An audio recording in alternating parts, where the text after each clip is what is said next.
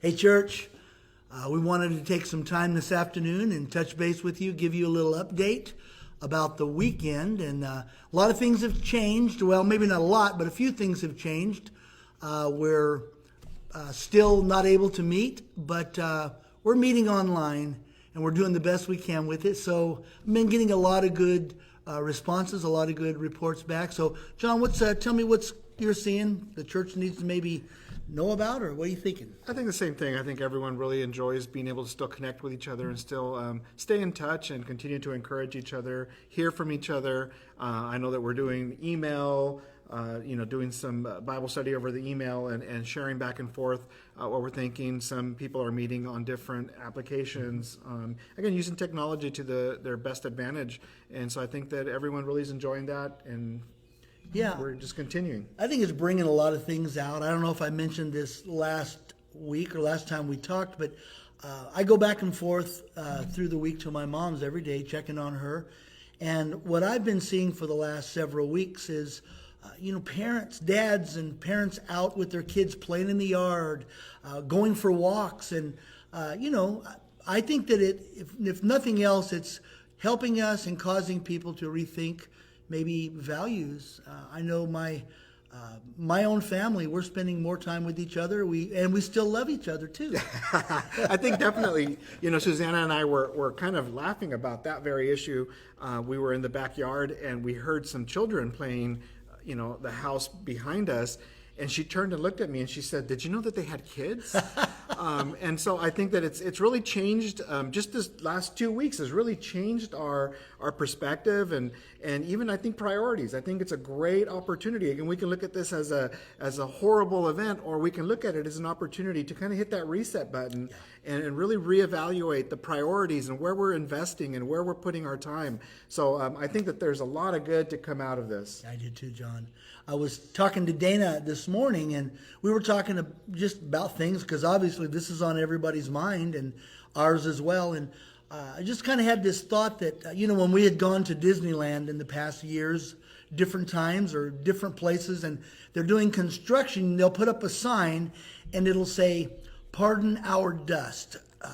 New things are in the making," or something to that. And it'll give a date on there. It'll be unveiled at a certain date. We don't know when the unveiling is at this point, but I think in many ways, if we can see what we're in the midst of as God is working. I was thinking about the song that we sing here at the church. It's called, Waymaker? Waymaker, John, thank you. And there's a line in there, and what they say in this is the bridge, and they say, "Even when I don't see it, you're working. Even when I don't feel it, you're working. You never stop. You never stop working." And I think if we can see things for what they are right now, God's working. He's working in your home, in your family.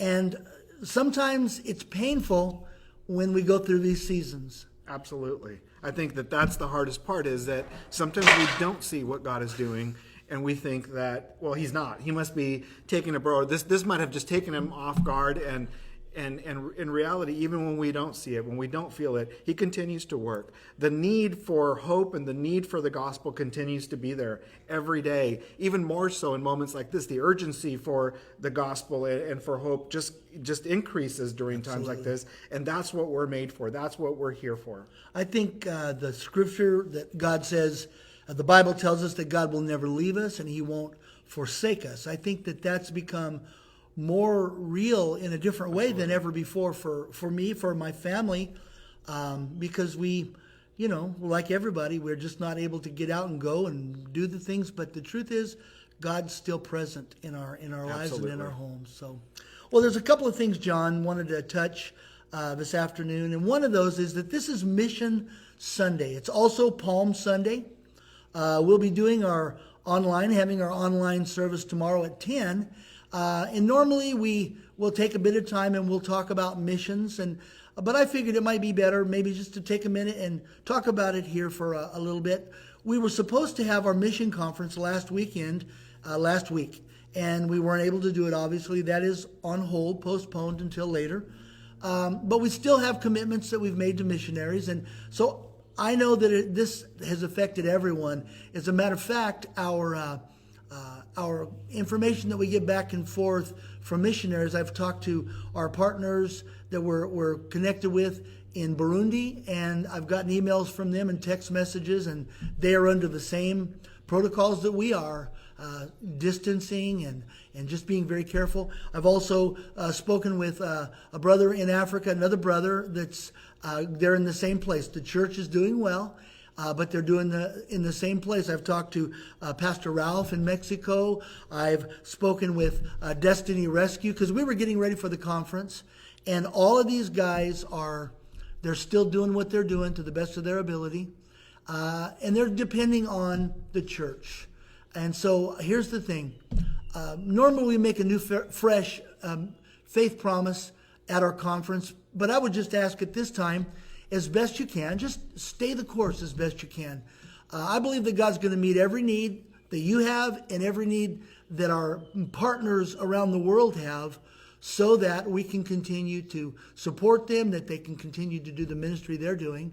But missions and the gospel going out, as you just said earlier, I made mention about the gospel. It's still being preached and shared. Absolutely. Like I said, the need for the gospel, the need for hope, the need for people to continue to be loved on and to have that shared with them, it's still there. And the work continues. Our partners are continuing to do the work. And so we encourage you to continue to give and to continue to be a part of that.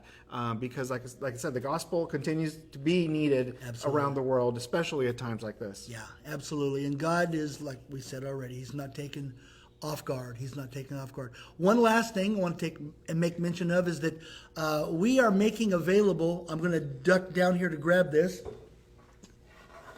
We made little signs. They're yard signs. And if you can see this, looks like they're about 3.5, 4 feet tall maybe.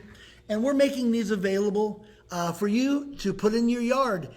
If you are in a position you'd say, man, I want one of those. I want to stick it in my yard. Well, here's what it says. Let me read it to you. It says that Imaginations Church, join us to celebrate Easter, streaming online Sunday morning, April 12th at 10 a.m. And then it has the website, our church website.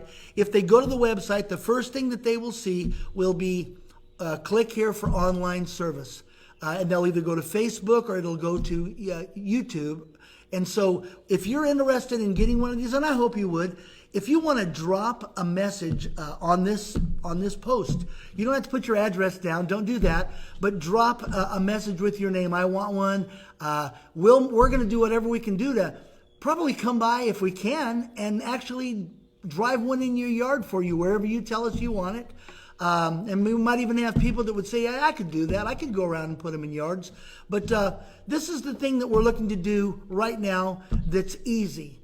Because people in your neighborhood, they take walks. I'm sure they are, because in my neighborhood, it's like a parade. In the evening, people are just walking and enjoying the evening. And so if we begin to put these around in our neighborhoods, people will notice it.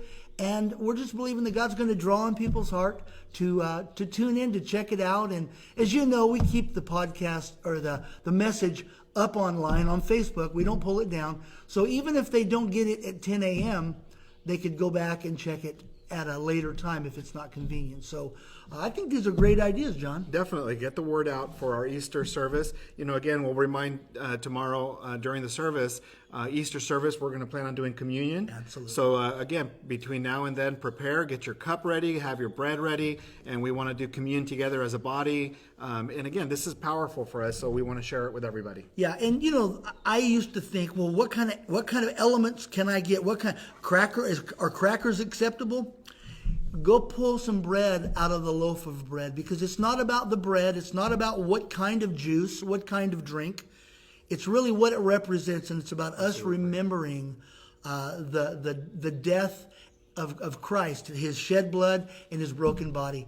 And so we're going to do that next Sunday. And so make plans now to get that all together. And I think God's going to do something amazing in your life and in our church. It's happening already. Yeah, definitely. We're glad to stay in touch. And again, tag people on this message and invite everybody for service tomorrow and next Sunday. Absolutely. We love you. God bless you. And we will see you again soon.